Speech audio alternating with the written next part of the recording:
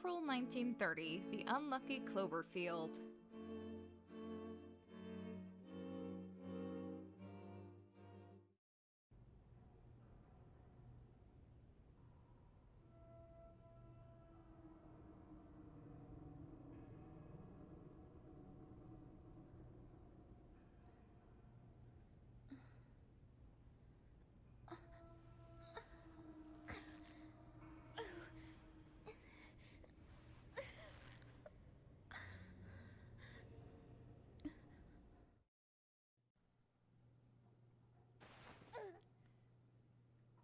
So here we are again, on the airship.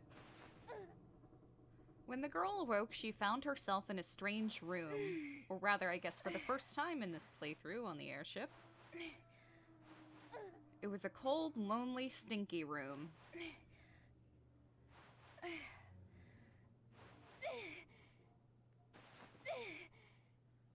And I'm gonna answer the opposite of what I did before. Good morning, Jennifer. How do you feel? Let's have a little chat, shall we? Good girl. Jennifer, you know you've been a bad, bad girl. And bad girls need to be punished, don't they? You're a brave girl. Anyway, I'll be the one giving the orders around here, okay? It would be really funny if you answered this way and Wendy's like, huh, well, I really didn't expect you to, to answer like that. Clever girl.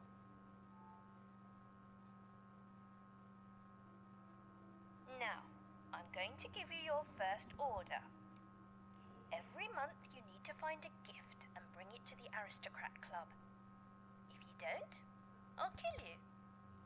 Is there anything about this that you don't understand? No. Oh well, it doesn't really matter what you say. You see, Jennifer, there are really only two kinds of people in the world.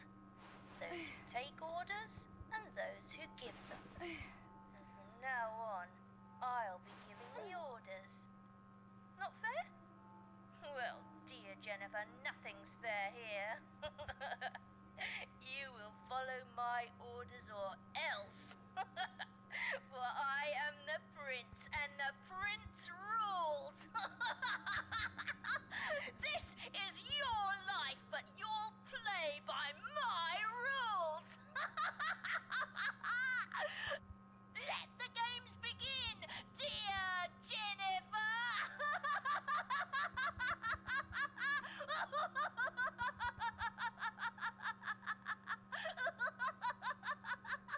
Those lines don't really work when she's, like, completely compliant. But some unused audio suggests that there was supposed to be more lines originally. But all Jennifer says is yes or no. And so, the rope was cut, snip snip. And the girl joined the Aristocrat Club. Congratulations. Congratulations.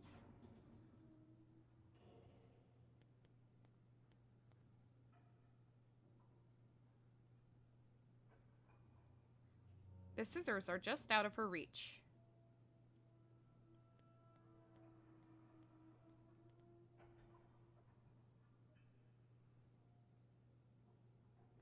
So there's Wendy. Well, we can't see, but probably reading the storybook. And the rat, which represents Jennifer. And that's probably the same rat that they tie to the stick.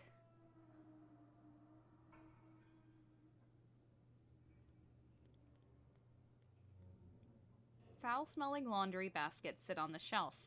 Dirty clothes are stuffed inside of them. The blackboard is badly smudged and unreadable. And the girl examined the headless scarecrow, it pleaded, "Lass, please help me find my head. Once I am whole again, I'll return the favor."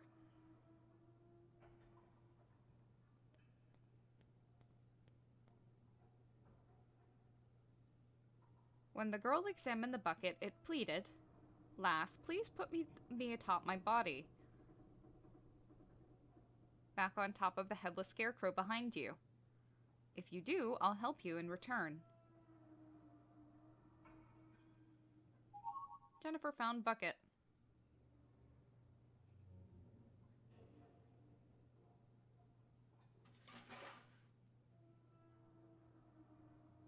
As the girl placed the bucket in its proper place, it spoke.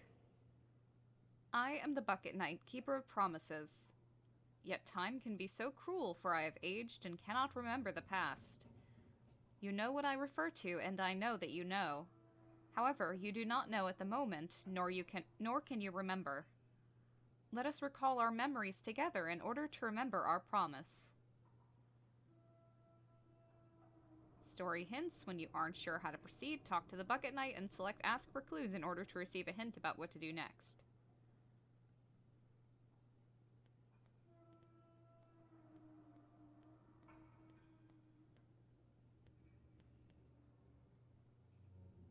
There's a big wooden box covered with dirt and grass. The sack inside of it is covered in animal hair.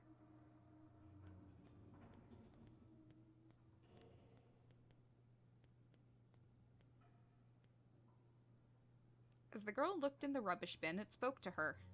"My belly is as dark as night and as deep as the abyss. Anything in the world that is dropped will be collected inside it. About stocking items, any item you collect can be stored in this rubbish bin. If you can't find a bin, just select an item from the menu screen, select drop, and the item will be stored in here. There's no need to worry about losing it."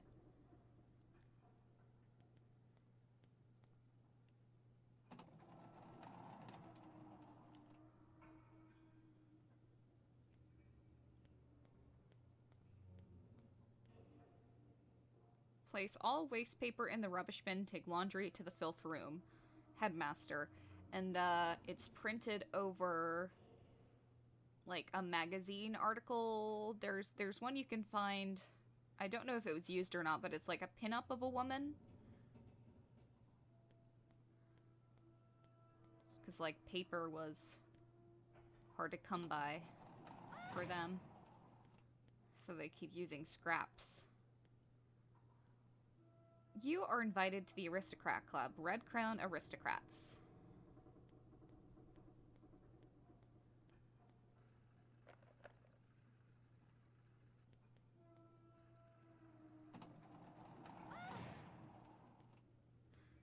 Can we actually see who that was?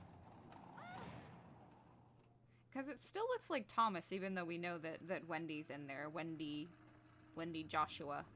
I'm just gonna say Joshua a lot of the time, even though it's Wendy.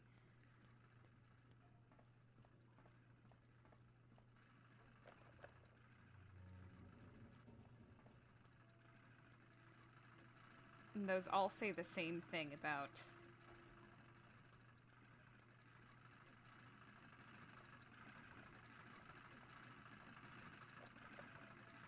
like going to the Aristocrat Club.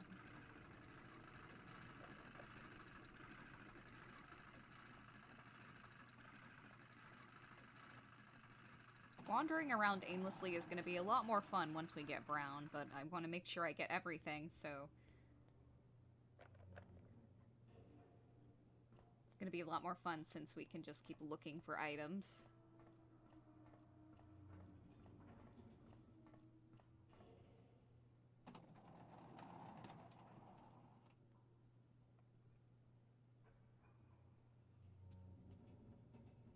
Social rank, refined class. Duchess Diana. Countess Eleanor. Baroness Meg. Lower class. Poor Amanda. Beggar Jennifer.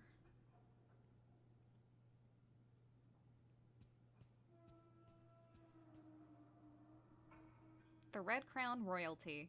So we know that Wendy's the Red Rose Princess, and did they know that there was no real Bear Prince, or was it... I mean, we know that the doll was a stand-in for for Wendy, because she was often sick in bed, so during their meetings, they had her in the chair, and then there was the bear prince, which just stood in the chair. But I don't know if the aristocrats knew that there was no real Joshua, or if the bear was just the prince. Red Rose, Princess, Bear Prince. Duchess, Countess, Baroness. The bourgeois looks kind of like Susan to me. And then the beggar's just kind of a scribble. Duchess has a bun. Countess has 2 buns. Baroness has a bun, so it doesn't really look like them. The rule of gifts. Find a gift of the month. All members must participate. Tardiness, stealing, and cheating are prohibited.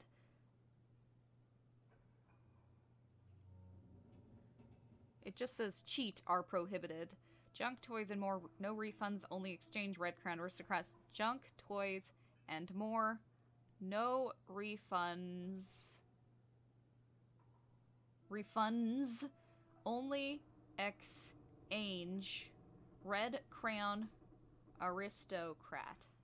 So, some of this stuff is misspelled, but it's not, like, overdone. I really like it. Find a gift of the month. All members must participate. Tardiness, stealing, and cheat are yeah, like it's not gratuitous when they do the misspellings. I really like that.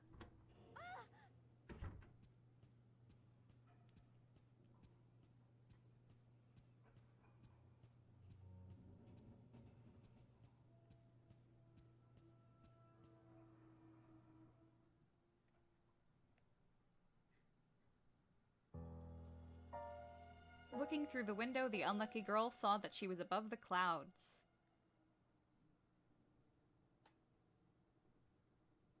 The airship slowly swam through the sky, carrying the helpless girl inside it. I think we all know that the mansion, well, there are wear marks on this wall.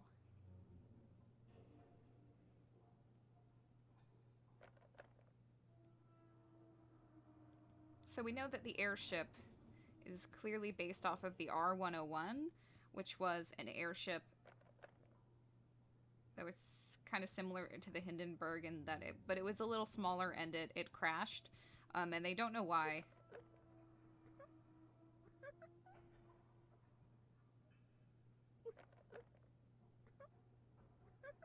Laughing!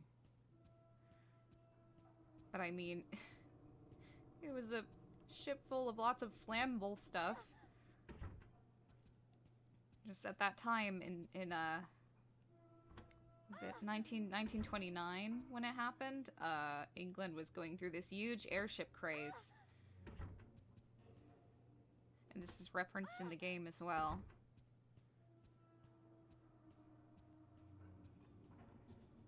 Like, everyone was obsessed with airships, and that they would all, like, play pretend airship in the mansion, but Jennifer could never join because it was too painful for her because she lost her parents in it.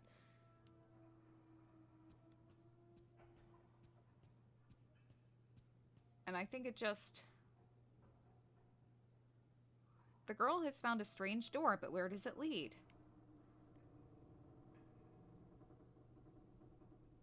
And I thought about it more, and it's like, it's obvious that she was on the airship, because she said that she also lost her memories and her possessions, so she clearly survived it.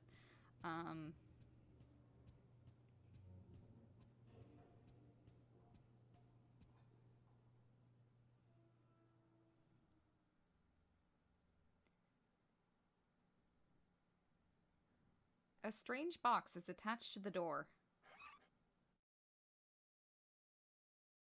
Things can be placed inside it. That is what boxes are for. This month's gift, a beautiful butterfly, 1 per person. This is a very, very easy gift compared to what they have to get later on.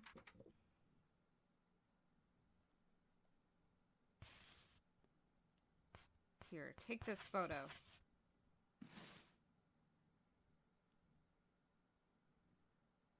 old photo is not accepted.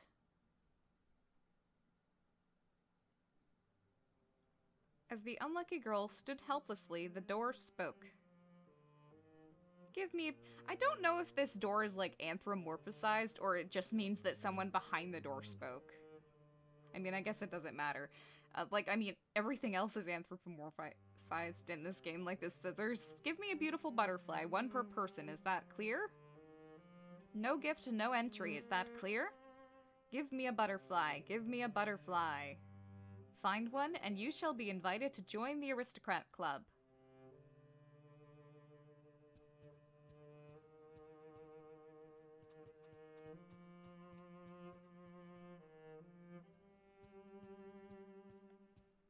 Meg and Susan seem to be really good friends, which seems significant to me because Meg is the upper class and Susan's the middle class.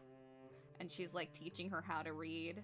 I guess it just kind of like shows from the beginning that Meg is unusually kind for the people she hangs around with.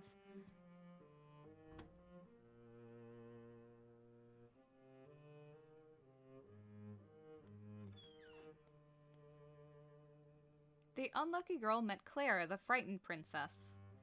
As the princess looked down, she spoke to the girl with a feeble voice. How dirty.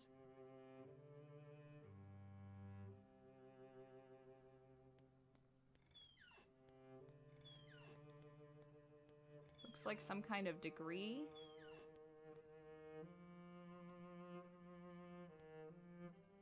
The unlucky girl met Hoffman, the strict teacher.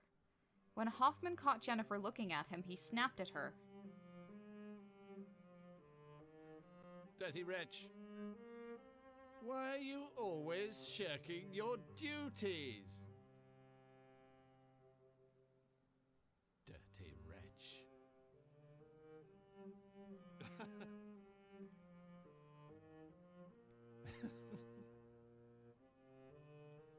Dirty wretch. Guess he's just laughing at the stuff that he's writing in the notebook.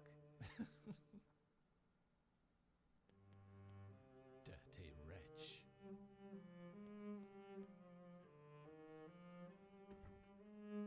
Don't look in there! So, and Hoffman goes, as if to say, don't look in there as well. And there's a lot of speculation about what this is. Just so you know, if you hack the game and try to see what's in the drawer, it's just a black screen.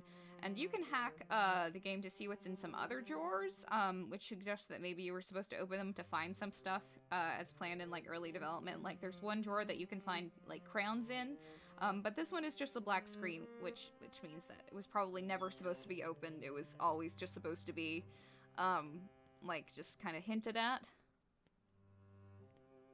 No. But if you go over here No. and you try to open it, Jennifer herself says no, which suggests to me that she doesn't want to open it. I'm guessing that she probably like she probably witnessed something happening with Hoffman and Clara when she was a child. She probably witnessed him sexually abusing her and did not understand it, and that's why we see that scene where she looks through the door into the sick room and she just sees her cleaning the floor. I think that's kind of her attempt to like rationalize the situation and say like, oh, this must have been what was happening, because she did not understand it. There will be a long time to talk about that.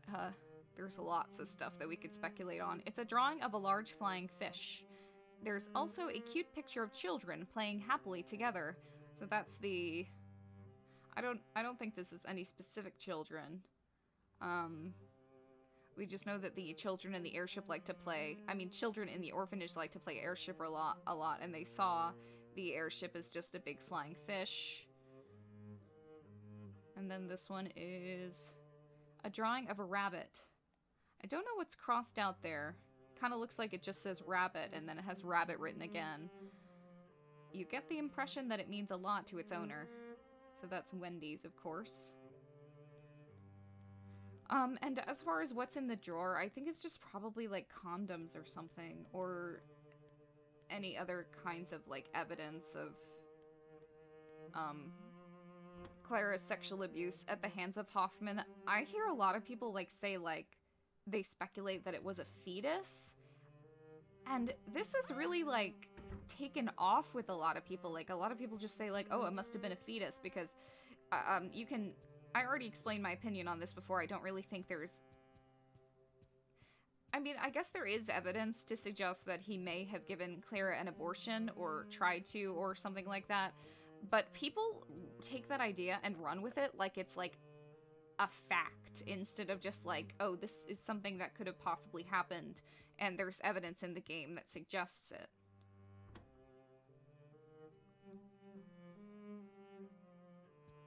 Why was I hearing laughing in here before? Like, some people say, like, oh, there must have been a fetus in the drawer, and I'm like, I don't really understand where you get that from, because, like, I'll give you, yes, the abortion theory has some grounds, but it's also, like, why do you think that he would put a fetus in the drawer where anyone could open it?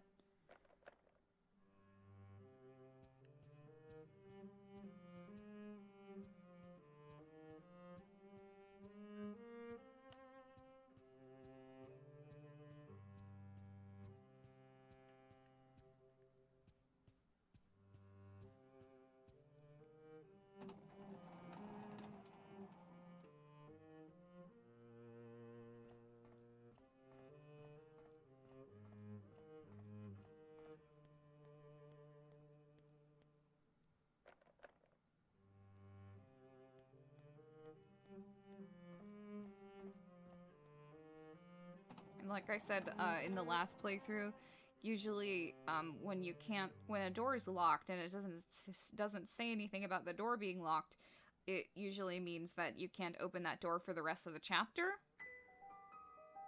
But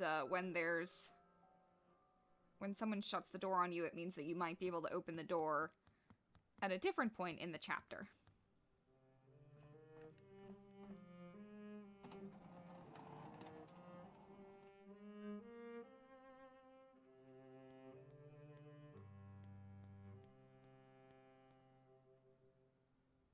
Needles, thread, cloth, and other sewing tools are neatly stored here.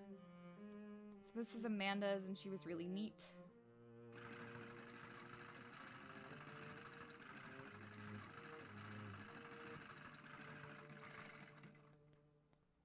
Jennifer! There's scissors right there! Use it to cut the ropes. Whatever. Not supposed to be literal.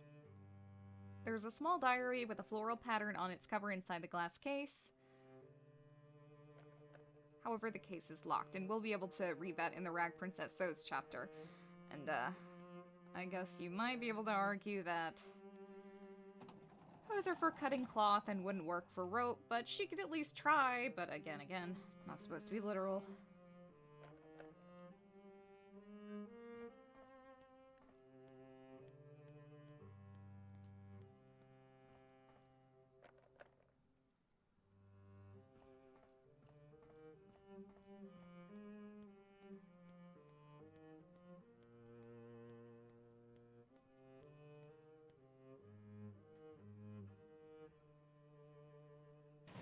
Thomas.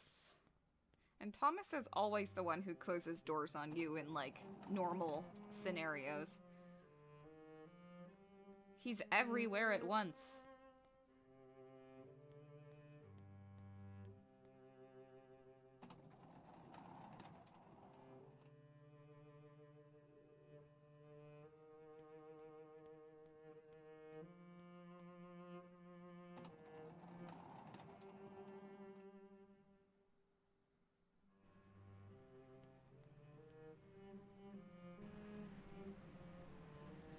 No! I want to get him down right away!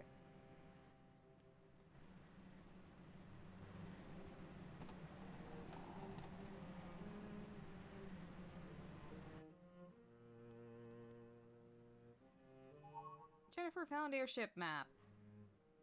It's not going to help me. And I can't read that to begin with.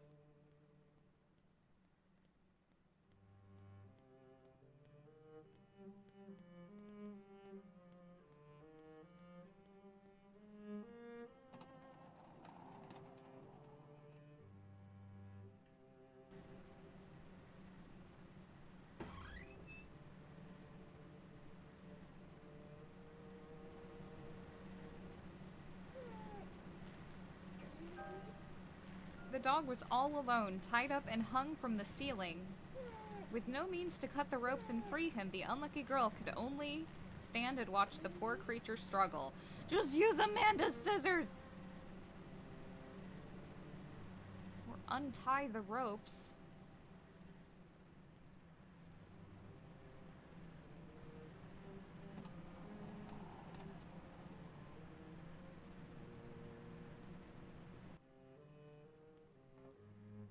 The pig is busy eating. It reeks badly. Pig is Amanda, but as far as the symbolism on that goes, not sure. Names are written on the cage, Mary and Sally. 2 little goats are shivering inside. If I can't remember like everything now, but probably have stuff to say about that later. It seems like it hasn't been used in a long time. Well, yeah, this place is filthy. Empty cages are stacked up. A heavy stench of animals fills the air. The unlucky girl met Wendy, the lonely princess. The princess saw that the girl was confused, so she smiled gently and said, You're the new girl, aren't you? I'm Wendy. It's nice to meet you. She feels unwell when she's lonely. Are you sad when you're alone?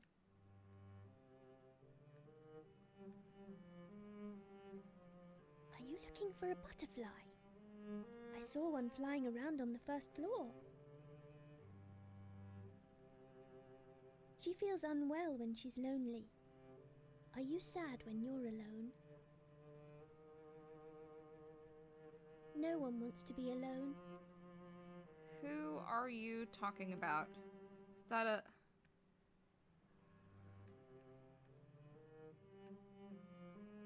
Is that Peter? Is she talking about Peter? Animal feed is scattered everywhere, rotting away. She calls Peter shh. That might be a different bunny. But I don't understand why it would be. I mean, I guess she is pretty ambiguous, but... Sounds like she's talking about Peter, but she also calls Peter Mr. Bunny. Guess it doesn't really matter.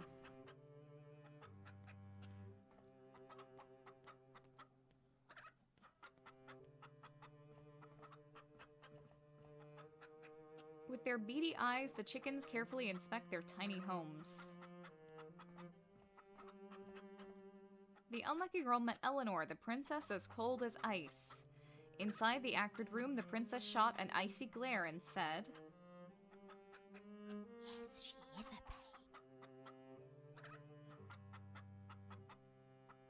Did she say anything else?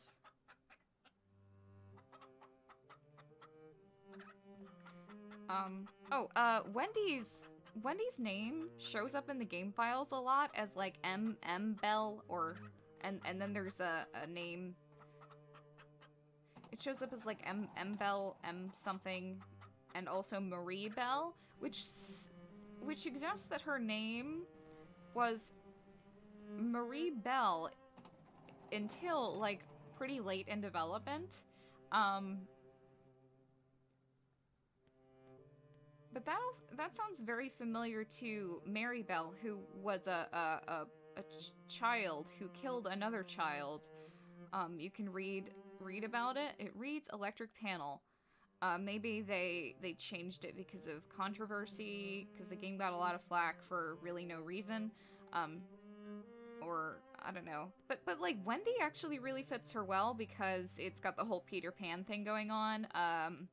Like Wendy and Peter, and Wendy came from like Fwendy, and there's also like Gwenifer. There's some theories that the name could have also come from Gwenifer, and that's what Jennifer originally was, and there's lots of shared meanings of Jennifer and Wendy. So I mean, I think that fits her really well, or Like, so maybe they changed it because of the controversy, or maybe they changed it because, they just found a better name. The unlucky girl met Diana, the strong-willed princess. As she gathered her courage to speak to the princess cursed. She's such a pain.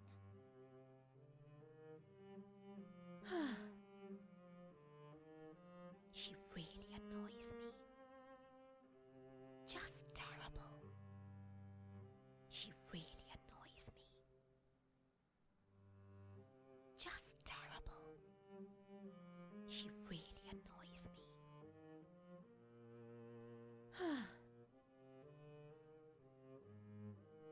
She really annoys me. What? And we know that she's talking about Meg, and Eleanor was also talking about Meg. But they all kind of turn on each other in the 3 chapters that we get to choose from. But in this chapter, they're both talking about Meg. New girl. So I guess we could say this was...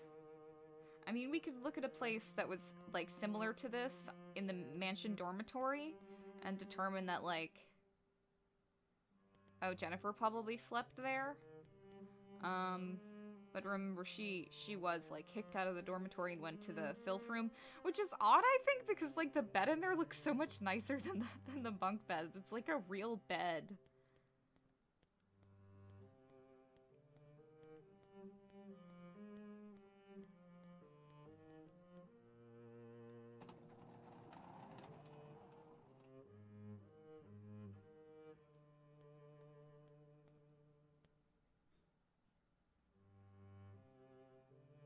Only this wall seems to be made of cloth. Just pull it off. I would have thought that you could also, like... The first time I played, I thought that you could also remove it with the scissors, but no, Brown has to do it.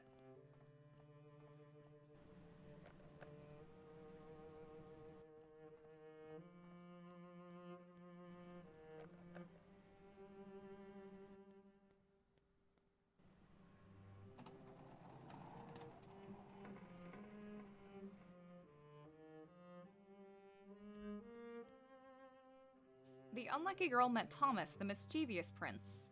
The prince, who'd been busy with his antics, finally stopped and spoke to the girl. A new girl. A new girl. Really scrawny. What's she like? What's she like? Really scrawny.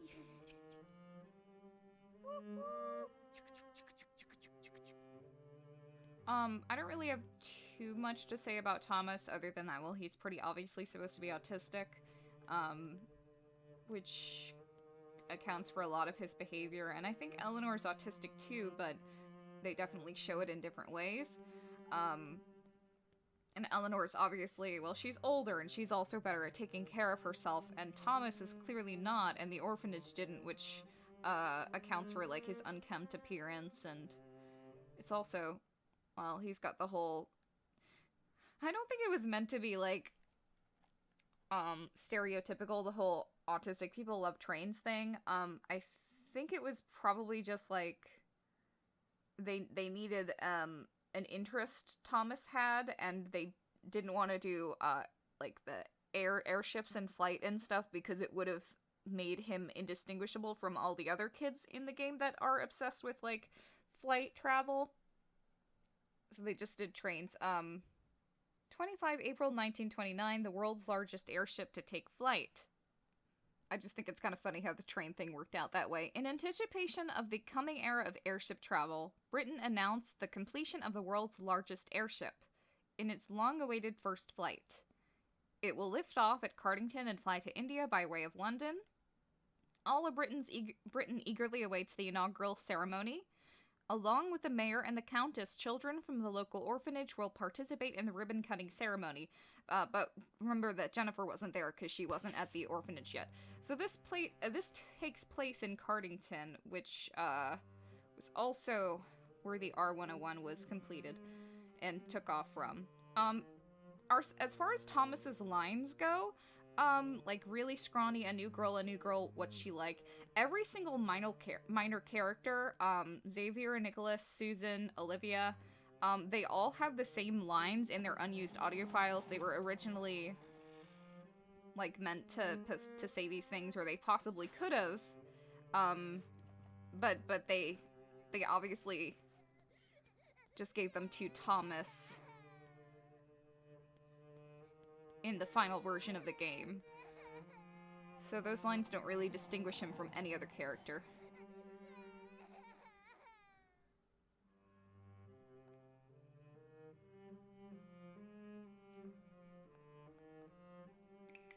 The unlucky girl met Xavier, the gluttonous prince.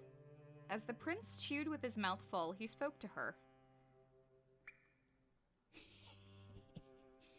Did you hear the news? Witches must love to clean. They always carry brooms, right? That witch over there has only got rags, though. Well, you should clean up like they do, or else spooky things will come and do it. Did you hear the latest? The witch keeps a very, very important key. I forgot what the key's for, though. You must find a gift, or you'll get into trouble. Did you hear the news? I think that's all he says. Not much to really say about Xavier either. Thomas, Xavier, Nicholas, Susan, and Olivia all have the same lines in the unused audio files, so we can't really speculate much on what if they were originally supposed to have, like, bigger character arcs. Probably not. Could it be because it's cracked? For a moment, the reflection in the mirror looked like the old orphanage, and, well, we know that.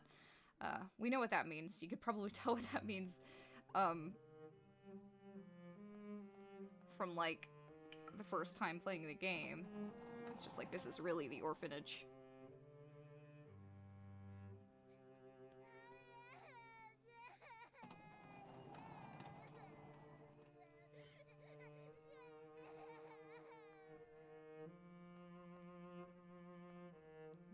Nothing in there.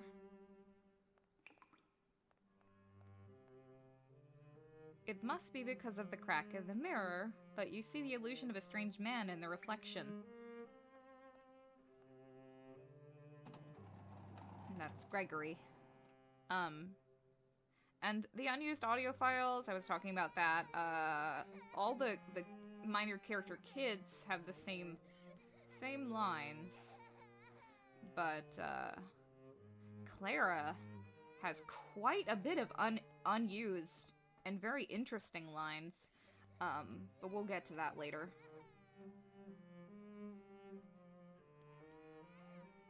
The unlucky girl met Martha, the queen of cleaning.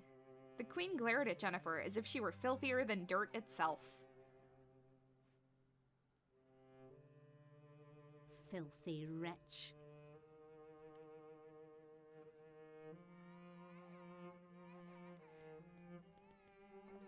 We'll talk about a bit about Martha later.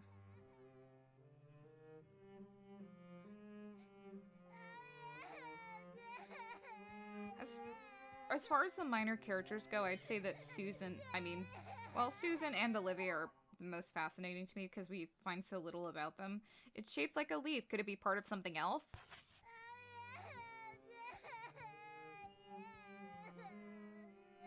The unlucky girl met Olivia, the tearful princess. As the princess cried on, the girl gathered her courage and spoke to her. The tearful princess just cried on and on.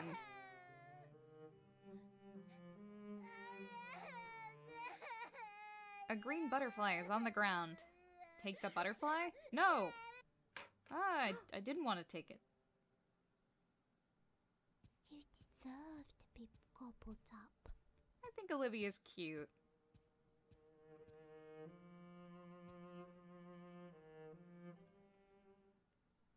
It's a fork with sharp prongs. About equipping items. Some items can be equipped as weapons. Just check to see if the equip option is available when you select an item on the menu screen. Dessert fork. It's a dead green butterfly. Its wings are tattered and mostly fallen off. So we know that Olivia just kind of finds reasons to cry. Just another neglected child that doesn't get any attention. We can drop all this. Just equip this.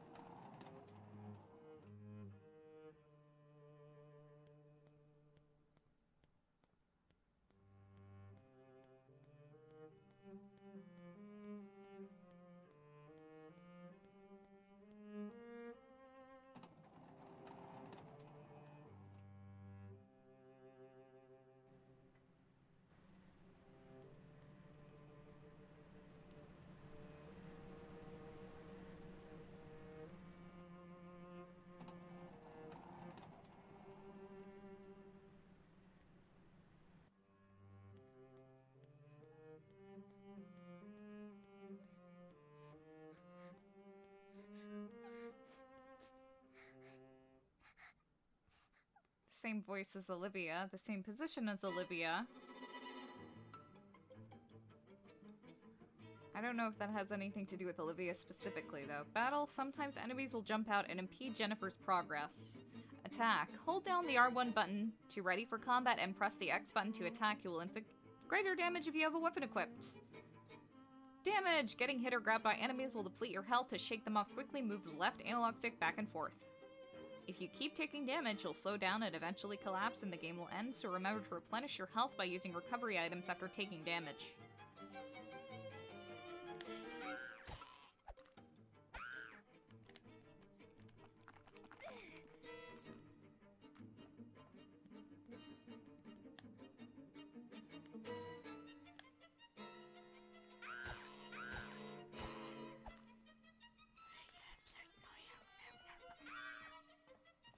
Wow.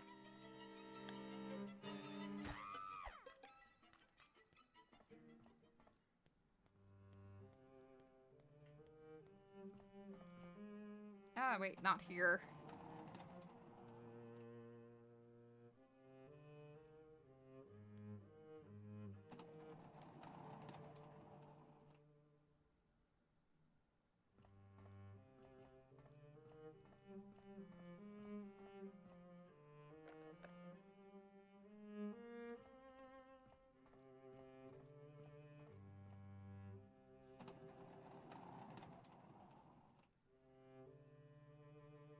A child reading aloud could be heard faintly. The unlucky girl listened.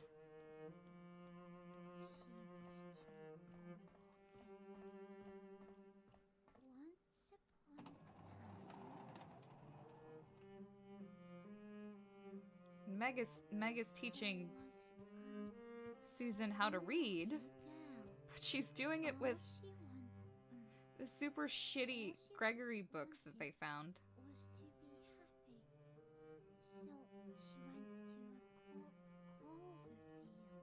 She found a one-leaf clover, but she dropped it on the road. She found a two-leaf clover, but it slipped into the shadows. She found a three-leaf clover, but a witch hid it away. She wanted to find a four-leaf clover, but she was too unlucky. Once upon a time, there was an unlucky girl.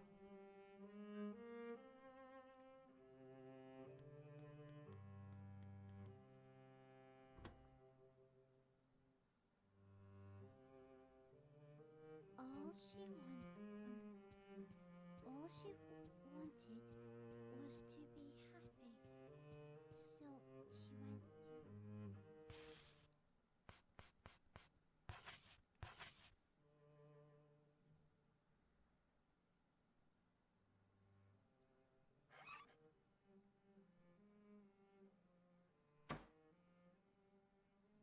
The gift box door said to the unlucky girl, "You call this a beautiful butterfly? Are you blind?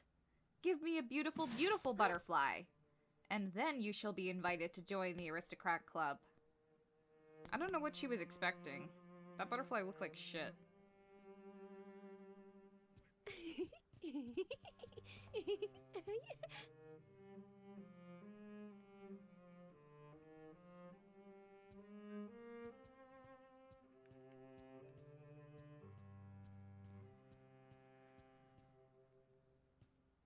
Well, here's the one-leaf clover that they dropped on the road. Key, a one-leaf clover adorns one end of it.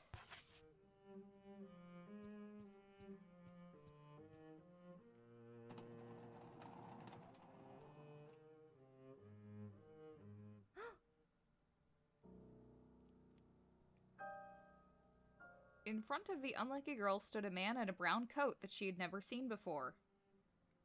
The man quietly handed her a storybook. The Clover Field. The Clover Field. Is this the only chapter that, like, differs from the actual story title? Because this says the Clover Field, not the Unlucky Clover Field. Once upon a time, there was an unlucky girl. All she wanted was to be happy, so she went to a clover field. She found a one-leaf clover, but she dropped it on the road. She found a two-leaf clover, but it slipped into the shadows. She found a three-leaf clover, but a witch hid it away. She wanted to find a four-leaf clover, but she was too unlucky.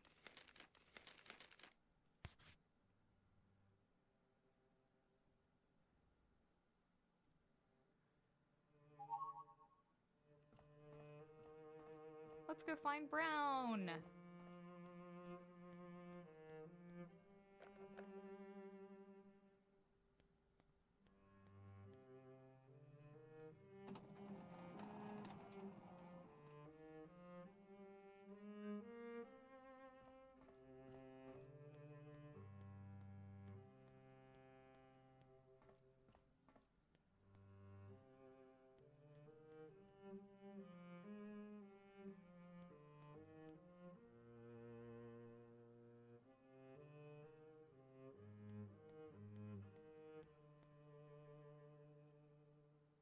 There's a strange button.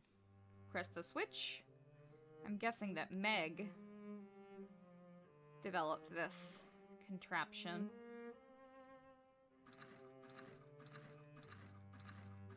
It's a shame Meg's talents weren't, like, nurtured, because these are, like, pretty amazing for a, like, little kid in 1930.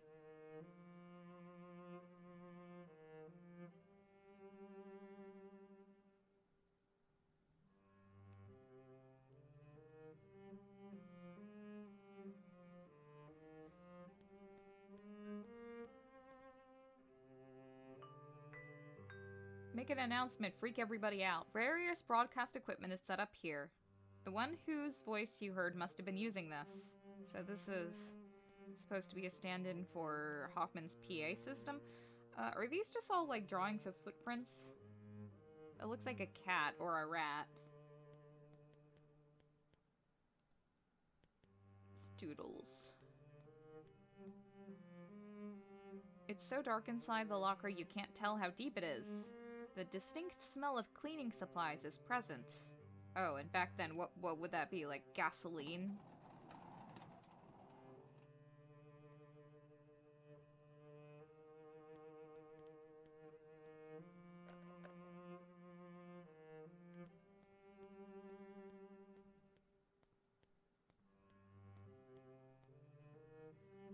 Oh, wait. I have to go back in the room.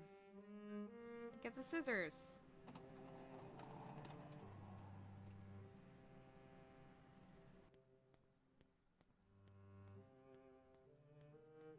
That was kind of the whole point.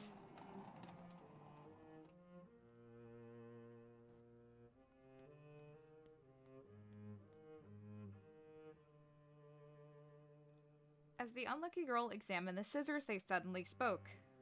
No thanks necessary, no thanks necessary. You might have been better off being bound than being free to feel pain. So scary. The scissors that cut the rope, they're rather rusty.